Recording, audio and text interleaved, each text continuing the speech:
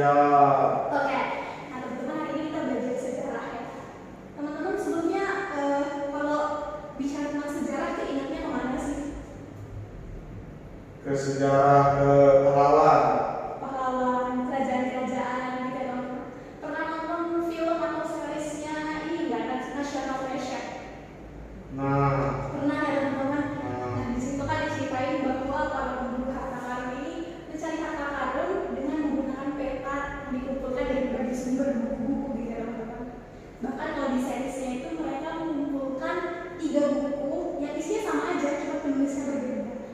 Seperti itu ya teman-teman, itu warnanya apa sejarah. Nah, kalau dalam penelitian sejarah begitu juga ya teman-teman.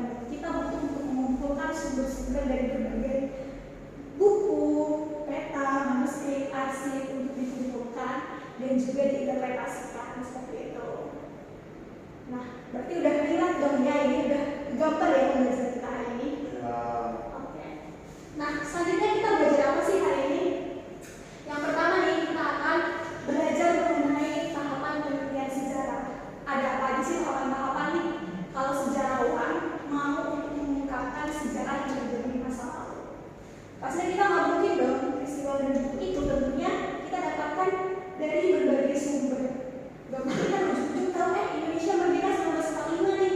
Gak mungkin juga teman-teman, pasti ada buktinya. Buktinya itu. Nah di sini apa aja kita belajar hari ini? Pertama adalah tahapan penelitian sejarah yang tadi dari 5 tahapan ya teman-teman. Dan itu akan menjadi belajar kita hari ini. Pertama ada penentuan topik. Kedua ada heuristik atau pengumpulan sumber. Di sini juga kita akan belajar sumber sejarah. Kemudian ada verifikasi atau kritik. Keempatnya ada interpretasi dan juga yang kelima ada historiografi atau penulisan sumber sejarah. Oke, siap untuk belajar? Siap. Oke, langsung aja teman-teman untuk tahapan pertama kalau meneliti sejarah yaitu menentukan topik. Topik itu sama nggak sih teman-teman dengan judul? Beda. Beda ya, bedanya apa? Kalau topik itu seluruh cerita, kalau dulu cuma judulnya aja. Oke, masih belum tepat ya. Jadi yang benar itu topik itu lebih luas daripada judul. Kalau judul itu kan lebih spesifik ya. Kita di mana nih? Dalam judul dalam ilmu sejarah itu harus mencakup manusia yang diteliti, ruang atau tempatnya, dan juga waktu penelitiannya kapan aja. Kalau topik itu lebih global teman-teman. Misalnya teman-teman mau meneliti topiknya tentang sejarah ekonomi Indonesia, itu satu topik. Kalau judul teman-teman bisa lebih spesifik lagi, sejarah Indonesia pada masa Orde Baru, sejarah ekonomi pada masa Orde Baru. Itu judul yang lebih spesifik. Cuma kalau misalnya topik itu lebih luas, misalnya sejarah ekonomi, sejarah politik di Indonesia, kemudian ada sejarah masa kerajaan Hindu Buddha, kalau dalam rentang waktu seperti itu teman-teman. Sampai sini paham? Oke. Nah, gimana sih cara kita kalau untuk menentukan topik dalam sejarah? Apa aja nih yang bisa kita pertimbangin atau bisa kita timbang-timbang kira-kira kalau meneliti sejarah topik apa yang mau pakai gitu ya teman-teman? Pertama kita bisa menggunakan pendekatan emosional teman-teman. Apa sih yang dimaksud dengan pendekatan emosional? Pendekatan emosional ini adalah kedekatan kita dengan suatu peristiwa atau secara emosional. Misalnya kita sekarang ada di provinsi mana teman-teman? Jambi. Provinsi Jambi ya. Ya udah teman-teman secara emosionalnya kan kita orang Jambi, tahu keadaan Jambi gimana ya. Kita bisa nih menentukan tempatnya berdasarkan kedekatan emosional kita. Misalnya kita ingin menulis sejarah tentang Jambi gitu. Itu kalau secara emosional ya. Atau lebih spesifik lagi misalnya teman-teman mau menulis sejarah tentang desa, tempat kelahiran teman-teman, boleh juga seperti itu. Kemudian yang kedua ada kedekatan intelektual. Kedekatan intelektual itu bisa contohnya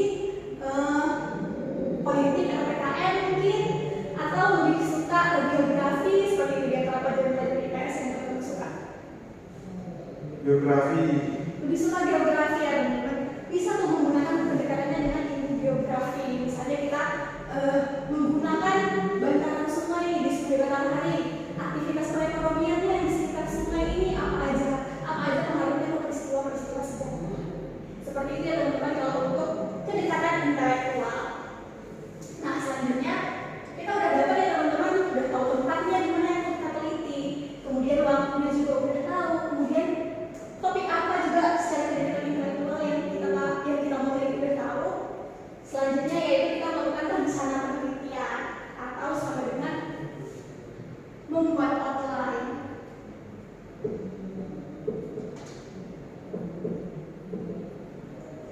Teman-teman ada yang tahu outline itu apa? Nggak tahu. Belum ya, outline itu kurang lebihnya seperti daftar isi sementara, daftar tulisan sementara. Misalnya teman-teman tadi mau nulis tentang sejarah perekonomian di Bantaran Sungai Batanghari gitu ya. Apa aja yang kita harus teliti? Kita bisa menggunakan formula rumus 5W1H, teman-teman. Terus, ada yang tahu 5W1H itu apa aja? Nggak tahu. Belum tahu ya? Itu merupakan pertanyaan yang teman-teman bahasa Inggris, what, when, where, seperti itu. Kalau di bahasa Indonesia itu jadi apa sih yang kita bahas dalam ini, kemudian kapan terjadinya, kemudian apa, kapan, di mana tempat kejadiannya, kemudian bagaimana peristiwa itu bisa terjadi, kenapa kok bisa sih peristiwa itu terjadi, seperti itu. Jadi bisa menggunakan formula 5W1H ini ya teman-teman. Sampai di sini paham? Paham. Oke, ya lanjut lagi ya. Kita sampai sini dulu. Setelah kita nentuin topik nih, kita mau meneliti tentang suatu sejarah ini. Langkah kedua yaitu kita melakukan yang namanya heuristik, teman-teman, atau mengumpulkan sumber. Nah kita udah tahu nih topik kita yang diteliti. Tadi contohnya kita sekarang berganti ya dengan Bantaran Sungai Batanghari terus nih. Contohnya kita mau meneliti tentang proklamasi kemerdekaan. Nah kita kumpulin dulu nih sumber-sumber yang berbicara mengenai kemerdekaan Indonesia. Contohnya apa aja nih kalau teman-teman tahu? Bisa dari teks proklamasinya seperti itu ya teman-teman, atau bisa juga dari rekaman audio pembacaan proklamasi. Oke, seperti itu. Nah, mengumpulkan sumber ini ya teman-teman ya, apa aja sih sumber-sumber yang dapat kita gunakan dalam penelitian sejarah? Ada berbagai macam ya teman-teman. Sumber sejarah sendiri itu kita bedakan menjadi beberapa bagian ya. Pertama secara bentuk. Nah, bentuk sumber sejarah itu macam-macam teman-teman. Ada yang bentuknya tulisan, kemudian ada yang lisan, ada yang bentuknya benda, dan juga ada yang bentuknya visual atau audiovisual atau video ya kalau kita sekarang video, rekaman, gambar, dan lain-lain yang semacamnya. Nah, kalau yang tulisan ini contohnya apa sih teman-teman? Tadi yang aku sebutin kalau dalam peristiwa kemerdekaan apa? Proklamasi.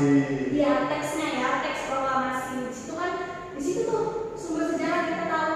Di bawah proklamasi itu kan ada keterangannya ya teman-teman, bahwa proklamasi itu dilakukan pada tahun 45 di tanggal 17 Agustus atas nama Soekarno-Hatta.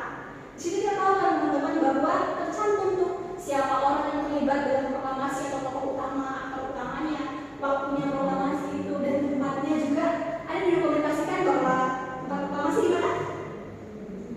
Di Jakarta. Di Jakarta, bagus banget ya. Buat di Jakarta, di Jalan Pegangsaan Timur. Nah itu kalau contoh sumber tulisan. Selain ada tadi ya teks proklamasi, contohnya ada juga yang namanya arsip, yaitu yang dituliskan oleh lembaga tertentu, laporan-laporan lembaga tertentu yang kita teliti. Kemudian ada manuskrip atau tulisan tangan, baik itu yang dapat di candi-candi, di arca, maupun tulisan-tulisan yang ada di lontar dan manuskrip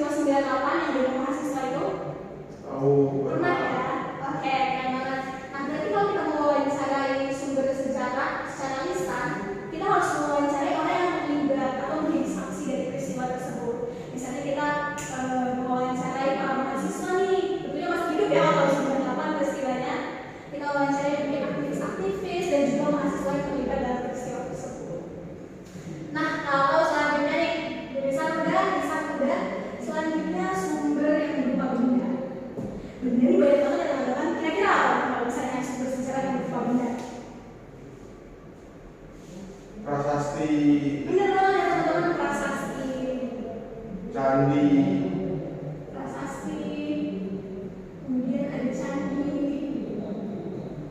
dan lain sebagainya. Bisa juga berupa keramik. Kalau misalnya kita mau meneliti tentang hubungan perdagangan antara Tiongkok dan Nusantara di abad ke-15 gitu ya teman-teman. Sumbernya bisa tuh misalnya di Pulau mana ditemukan keramik yang berasal dari Cina. Itu salah satu bentuk sumber teman-teman dari adanya sejarah atau peristiwa perdagangan nih antara Tiongkok dan juga Nusantara seperti itu ya. Selanjutnya ada yang berbentuk visual atau audiovisual.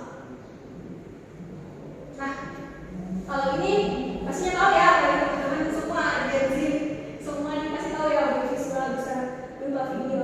Tapi umumnya kalau misalnya dalam sejarah itu berupa film dokumenter teman-teman, ataupun dokumentasi terkait peristiwa sejarah yang kita kaji. Biasanya kalau untuk sumber yang audiovisual ini sendiri ya teman-teman, itu biasanya sejarah yang sifatnya kontemporer atau lebih dekat ke zaman sekarang gitu, dimana teknologi video udah digunakan gitu. Gak mungkin kan kita meneliti sejarah tentang ini nih kerajaan Majapahit dan itu pun belum saat itu kamera belum ya teman-teman. Nah biasanya kalau untuk audiovisual bagian sumber kelima itu untuk peristiwa yang lebih dekat ke masa kita sekarang seperti itu. Nah itu kalau yang audiovisual ya teman-teman. Kalau visual sendiri kita bisa gunakan lukisan, kemudian peta juga bisa kita gunakan.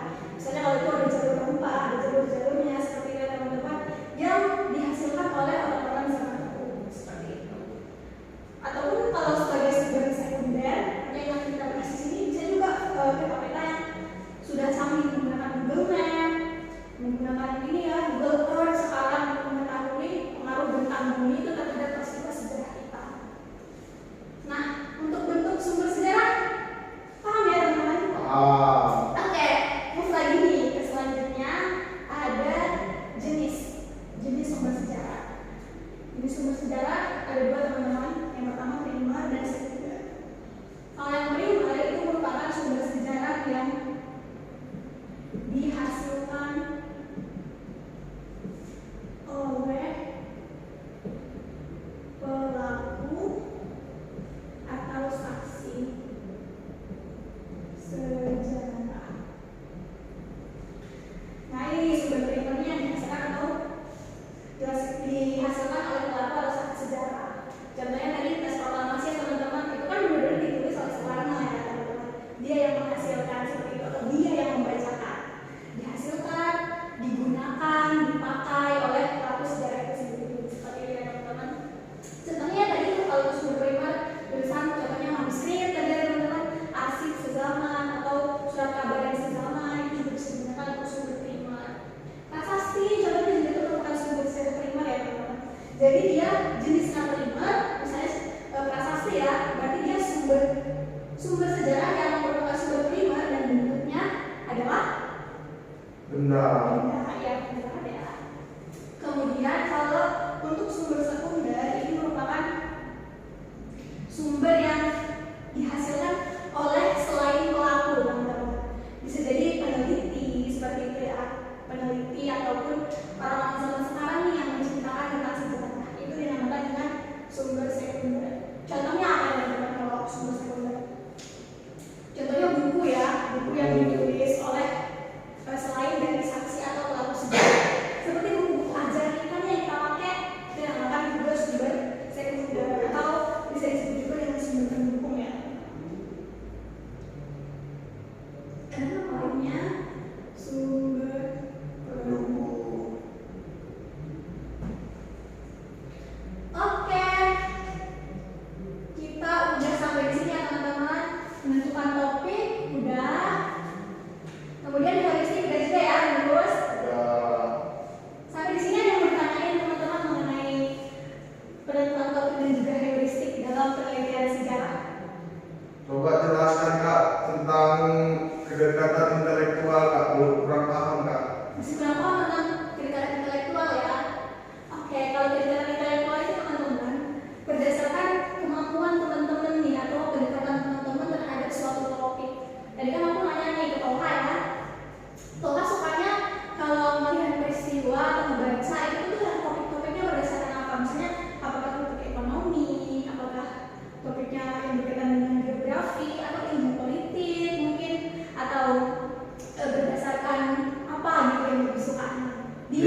geografi ya. Nah, geografi tadi ya. Nah, jadi kita bisa nih menggunakan pendekatan intelektual kita karena kita lebih suka dengan topik yang berkaitan dengan geografi seperti itu. Bisa nanti seperti yang aku contohin tadi ya. Kalau orang yang bisa meneliti mengenai misalnya Sungai Batanghari itu kan kita tahu ya kalau misalnya sungai itu merupakan asal peradaban manusia gitu. Nah, peradaban dunia itu aja asalnya dari sungai. Bisa nih kalau yang terdekat dengan kita di Jambi ada sungai apa coba? Sungai Batanghari. Sungai Batanghari ya, tentunya di tepian Sungai Batanghari itu contohnya kayak di sini seberang ya. Banyak situ ada masyarakat yang tinggal di situ. Bisa kalian teliti pengaruh sungai itu terhadap kehidupan masyarakat. Digunakan sebagai apa aja sih sungai di situ? Sebagai sarana transportasi. Bisa juga itu menghubungkan yang mana transportasi ini menghubungkan antara masyarakat yang di pangkal seberang dengan kota Jambi. Di mana itu menimbulkan aktivitas ekonomi juga ya teman-teman. Karena mereka belanja di sana. Peristiwa-peristiwa semacam itu bisa kita angkat kalau misalnya kita mau melakukan penelitian sejarah dengan pendekatan intelektual, include juga emosional karena yang dekat dengan kita ya. Ya, sebenarnya cerita kami. Oke, coba aku cek jam dulu ya. Oke, udah jam 11, kita break 5 menit dulu ya. Teman-teman yang mau buka HP, itu cek-cek mungkin orang tuanya. Calling boleh, atau mau cuci muka dulu juga. Silakan ada teman 5 menit waktunya.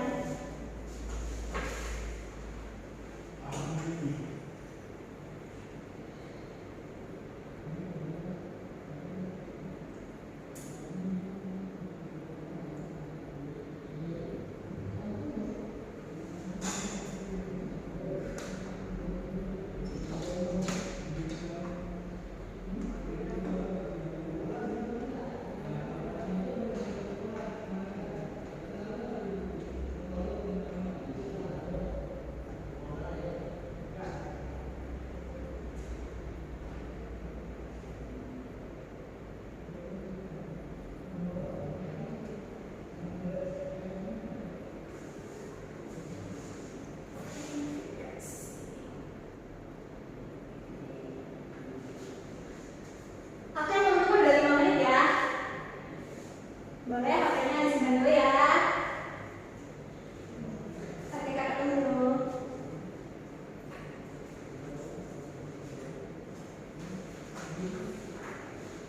Oke udah siap ya?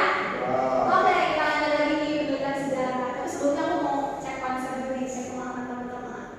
Nah kalau misalnya kita nih, misalnya ya aku contohin, misalnya ada seorang sejarawan namanya Pak Andi.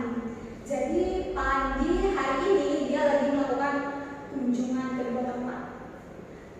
Pertama dia ke perpustakaan untuk mencari arsip-arsip yang terkait dengan kemerdekaan Indonesia. Terus selanjutnya dia pergi lagi nih ke museum proklamasi. Nah menurut teman-teman Pak Andi saat ini sedang melakukan tahapan apa nih kalau dia merupakan seorang sejarawan? Dia lagi ngapain sih di antara 5 topik kita ini? Heuristik. Iya, benar banget ya, kata heuristik, kata simpan.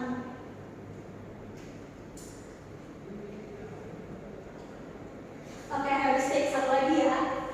Kemudian nih, sumber dalam penelitian sejarah itu ada primer sama ada sekunder ya teman-teman. Nih bisa nih balik lagi ke Pak Andi tadi ya. Terus Pak Andi nih di perpustakaan dia nemuin buku yang berkaitan dengan proklamasi yang mana ini ditulis oleh sejarawan sebelumnya. Nah buku yang ditemui Pak Andi ini kalau dalam kategori sumber primer sama sekunder maksudnya sumber apa sih teman-teman? Sumber primer. Sumber primer atau sekunder? Sekunder. Sumber sekunder ya, karena buku ditulisnya oleh pelaku sejarah bukan dari apa? Ya. Bukan ya? Ya. Karena oleh sejarawan lain yang meneliti sebelumnya. Jadi itu maksudnya sumber sekunder ya teman-teman buku. Oke, paham ya? Oke. Sumber sekunder ya kalau buku. Nah kalau misalnya nih paham, jadi kemudian ini nih dia menemukan teks proklamasi gitu. Kalau kata-kata dalam bentuk digital. Nah teks proklamasi ini merupakan sumber sekunder atau primer? Sekunder. Teks proklamasi? Primer. Primer ya, karena proklamasi kan teksnya ditulis pakai bahasa itu ya. Walaupun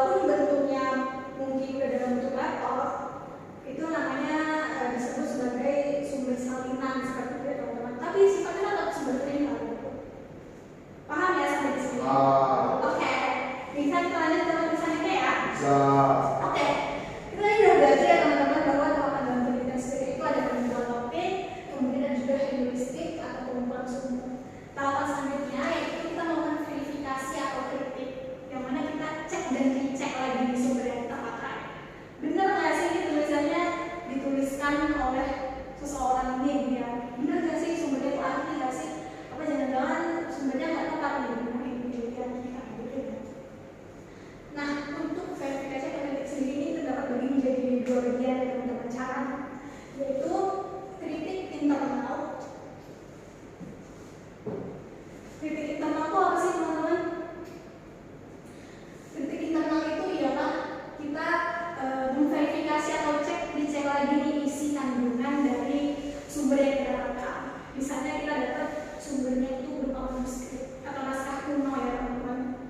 Biasanya kan itu terbuat dari lontar dan lain-lain gitu ya. Kita cek lagi nih isi kandungannya, bertentangan nggak sih dengan sumber lain? Misalnya kita punya sumber prasasti, bertentangan nggak sih ada sumber yang tulisan ini dengan sumber benda gitu ya teman-teman. Bisa kita cek dan cek lagi dan kita pakai mana yang paling tepat setelah kita melakukan verifikasi atau kritik ini. Nah yang kedua, yang pertama tadi ada internal, yang kedua eksternal.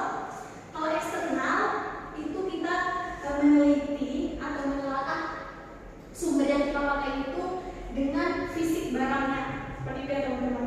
Benar nggak sih ini benar-benar batu yang ditemukan pada Raja Majapahit, atau jangan-jangan cuma batu sumbernya aja gitu ya teman-teman. Kita harus benar-benar nih gimana fisik sumbernya itu.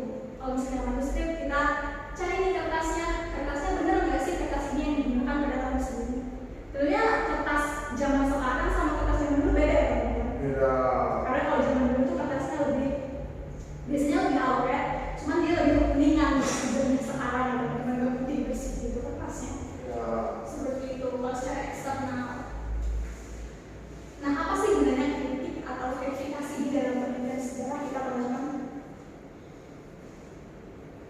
Gunanya adalah untuk ini ya teman-teman, memastikan bahwa sumber yang kita gunakan itu valid. Karena kan kita sebelumnya teman-teman udah belajar di sekolah ya, bahwa sejarah itu kan peristiwa yang benar-benar terjadi ya teman-teman. Benar-benar terjadi, makanya sumbernya juga nggak boleh asal dan juga harus benar-benar sumber yang orisinil seperti itu.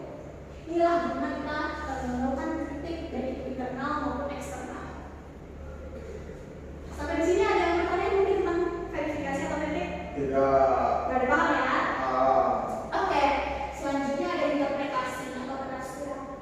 Nah, kalau untuk interpretasi dan penafsiran ini teman-teman, kita bisa melakukan dengan cara menyimpulkan ataupun juga dengan menjabarkan.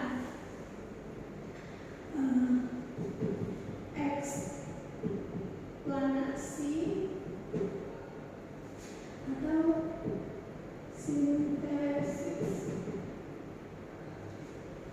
Kalau ini teman-teman artinya penjabaran ya. Kalau ini penyimpulan.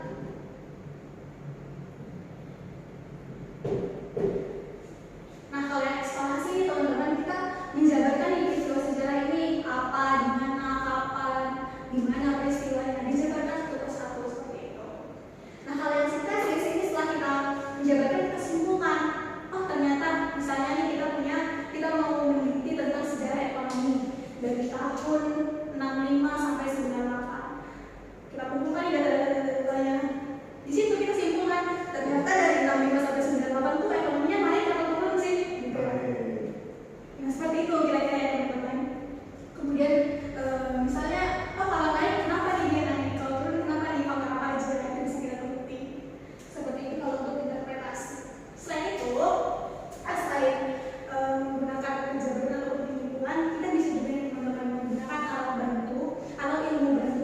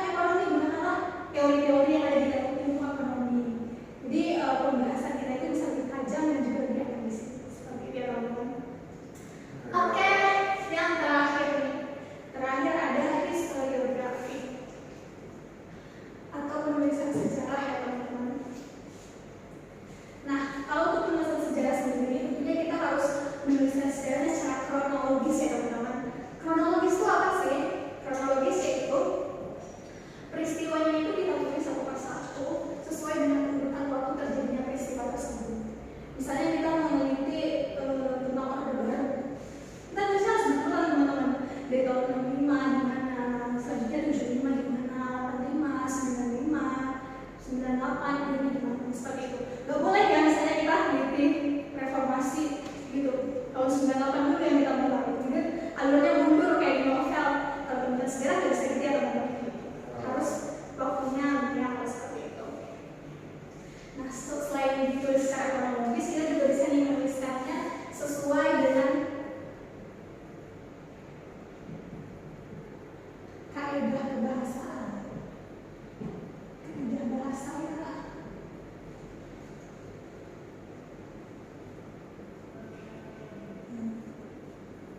Kemudian sesuai dengan kaidah bahasa. Jadi kita menulisannya jangan sampai tipe-tipe gitu ya teman-teman ya, jangan sampai typo, huruf-hurufnya dan juga ejaan-ejaan yang digunakannya. Karakter Indonesia itu bahasa Indonesia yang baik dan benar teman-teman. Seperti itu. Nah sampai di sini nih, ada yang kurang paham nggak sih? Ada yang bertanyain? Enggak, udah paham semua Kak. Udah paham semua ya. Oke, sekarang boleh banget nih teman-teman untuk nyalin catatan ini ya, atau boleh juga di foto atau kasih waktu 5 menit aja. Buat aja ya. Ya boleh, kalau mau dicatat dikit-dikit juga, yang inti-intinya aja nih yang Kak garis-garis merah boleh banget catat. 5 menit aja nih waktunya ya. Iya Kak. Oke, baiklah.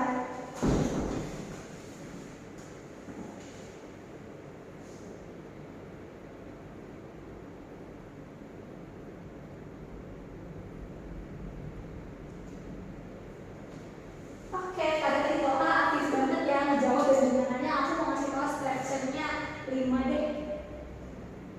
Good banget ya. Ya Kak.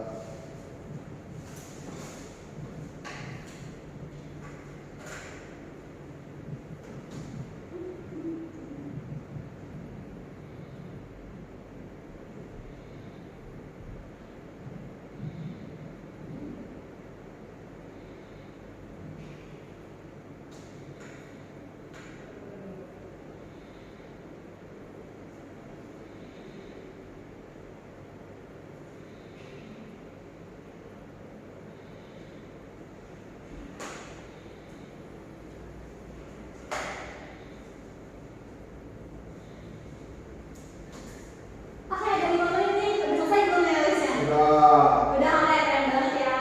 Sekarang kita buka dulu nih, aku mau menyimpulkan dulu nih apa sih yang udah kita pelajari hari ini ya. Hari ini kita udah belajar mengenai penelitian dan juga sumber sejarah nih teman-teman. Ada berapa sih tahapan dalam meneliti sejarah? 5. Ada 5 ya. Pertama, Penentuan topik, kedua, heuristik, ketiga ada, sumber sejarah, ketiga, verifikasi iya kritik, benar ya, verifikasi kalau sumber sejarah itu bagian dari heuristik ya. Ketiga ada verifikasi atau kritik, keempat ada interpretasi, interpretasi, dan yang kelima ada historiografi, atau penulisan sejarah. oke, benar itu ya. Jadi kalau kita meneliti sejarah harus banget nih untuk mengikuti alurnya. Alurnya juga harus seperti teman-teman, harus benar-benar kita heuristik dulu, baru menggunakan sumber, verifikasi, interpretasi, dan juga historiografi secara urut ya. Boleh nggak nih misalnya aku meneliti sejarah tiba-tiba langsung menulis aja? Enggak. Enggak ya, karena kita harus memilih sumber dulu nih, harus nentuin juga nih topiknya apa, sumbernya di mana, dicari dulu, baru dikritik, kemudian diinterpretasikan, dan baru ditulis seperti itu ya. Oke, untuk yang terakhir tulis kali ya, kita main game tipis-tipis aja nih. Nah, kalau aku mau cerita aja deh, kita lanjutin cerita Pak Andi tadi. Jadi Pak Andi ini seorang peneliti ya tadi, dia udah ngumpulin sumber nih, udah ke perpustakaan, udah ke museum untuk jadi sumber. Kemudian selanjutnya Pak Andi saat ini atau hari ini dia lagi nulisin secara kronologis. Setelah dia melakukan tahapan sejarah, hari ini dia lagi nulis nih dengan sumber-sumber yang ada, kemudian ditafsirin sama dia. Benar-benar hari ini dia fokus nih di laptopnya. Wah, gue udah ngelakuin semuanya nih. Ketik, itu namanya apa? Tahapan apa terus yang dilakukan Pak Andi? Penafsiran, Lagi nulis, udah langsung nulis nih dia. historiografi. Iya benar, historiografi ya, karena dia udah langsung menuliskan peristiwa sejarah. Oke, ada banget teman-teman, ada C-nya ya.